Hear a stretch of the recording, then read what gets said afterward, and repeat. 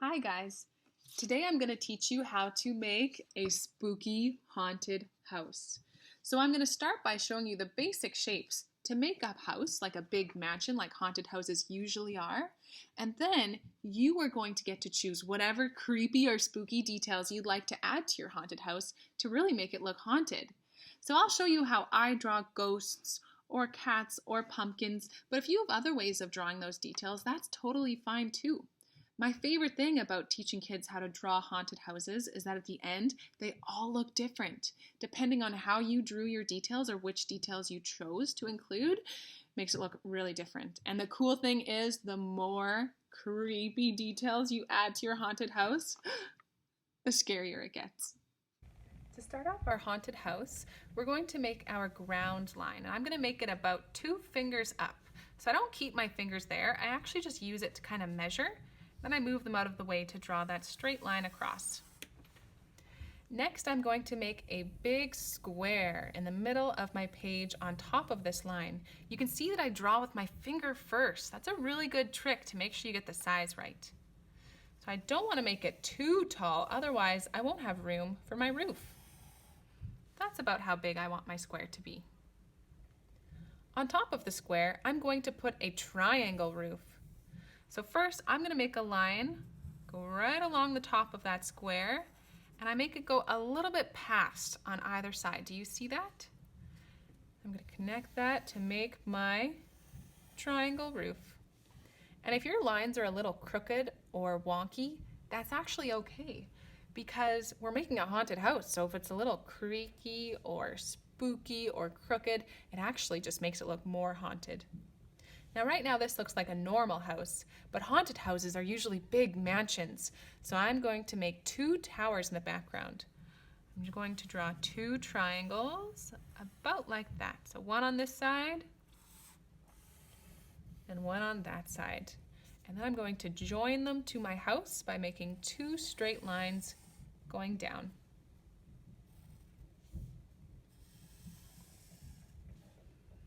All right. Next, I'm going to add some steps that go up to the big front doors on this big haunted house. This is how I make steps. I'm going to start by making a very skinny, long rectangle, just like that. Now on top of that rectangle, I'm going to make that shape again, but a little bit shorter on each side. Let me show you. Can you see how that kind of looks like steps? As it's getting smaller, I think I'm going to add one more. There, so it gets shorter each time to make it look like it's stairs. On top of that stair, I'm going to draw a square and then split it in half to make those 2 big front doors. I'm going to add some fancy doorknobs.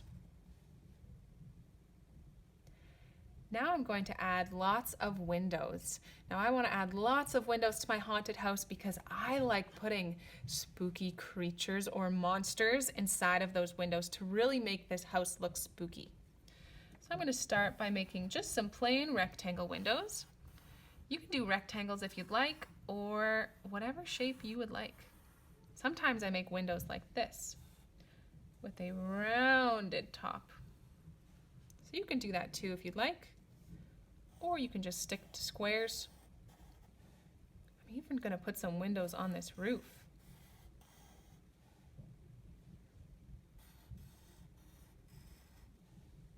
If you want to put the lines across the window, you can, but you don't have to. On the very top of this triangle, I'm going to make a special kind of spooky haunted house window that I've seen on lots of haunted houses. So it starts with a circle, and then I put a straight line down, a straight line across. Nice. So I could add more windows if I'd like, but I think I'm happy with that right now. And now the fun part happens. Now we get to transform this beautiful, normal house into a creepy, spooky, haunted house. So scary. So the way that we do that is by adding lots of details. Ghosts and pumpkins and gravestones and Frankensteins and witches and goblins and ghouls.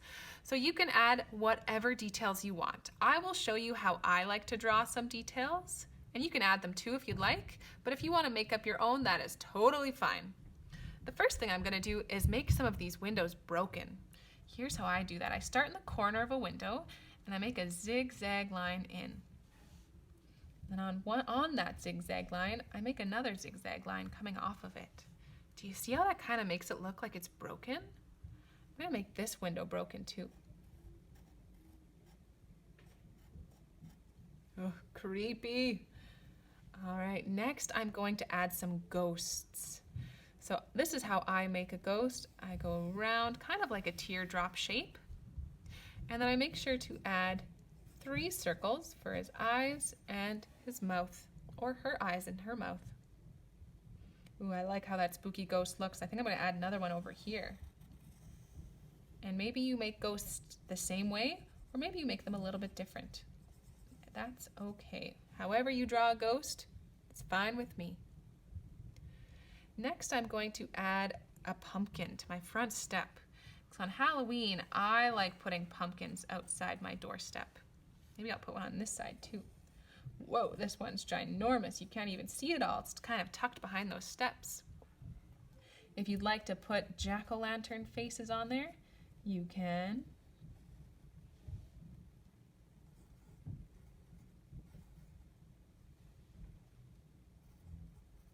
I'm going to put some twisty vines. Oh, creepy. On my door, I'm going to put a cobweb in the corner. Let me show you how I do this. I start in the corner and I make a couple straight lines coming out.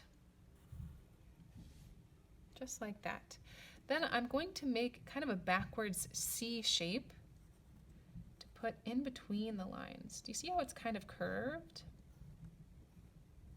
Ooh, spooky. I could even make a spider hanging off of there. Yikes. Let's see. On this window, I think I'm going to draw a witch. So here's how I draw a witch. I make the brim of their hat. Then they have kind of a triangle on top of there.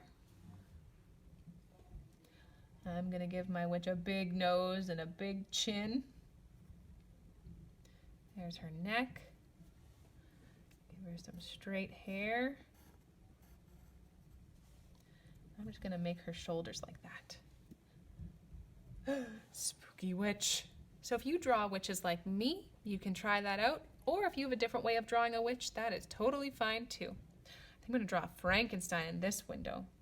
For Frankenstein, I start with a rectangle for his head.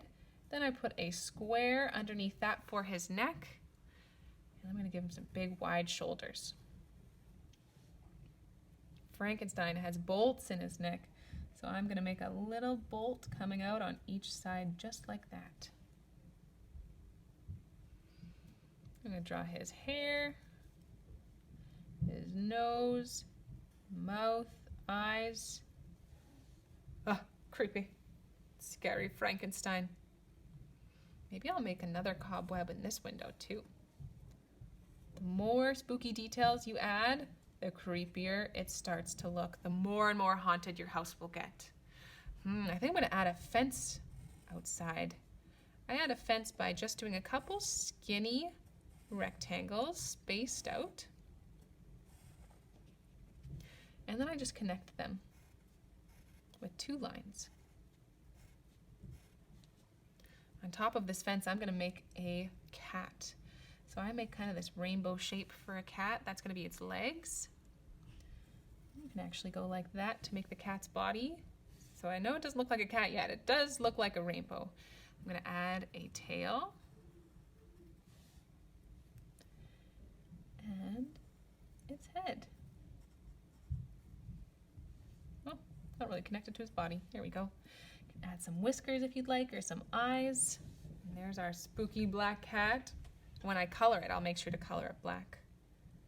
Let's see. Ooh, I think I'm going to add a gravestone on the other side here. So I make that little, kind of like a rainbow shape again. I'm going to write R-I-P. That's what some gravestones say. Yikes, super spooky. Oh my gosh. So you could keep adding more details if you'd like, or you can stop whenever. But the more details you add, the scarier it gets. But at the same time, we don't want our house to look too crowded. So I think mine looks pretty good right now. I'm gonna add a moon in the background just so people know that it is nighttime. Maybe put a couple stars. And I think that's good. I think I'd be ready to move on to coloring. So I hope you had fun learning how to draw this spooky, creepy, haunted house. And you can choose to color it like I think I probably will, or you can leave it black and white as a detailed drawing if you would like.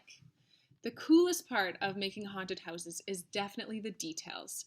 You get so creative on what details you add where, and it really makes it look haunted. So I can't wait to see what you have created. When you're done your haunted house, make sure you take a picture and send it to me because I can't wait to see them. Bye guys.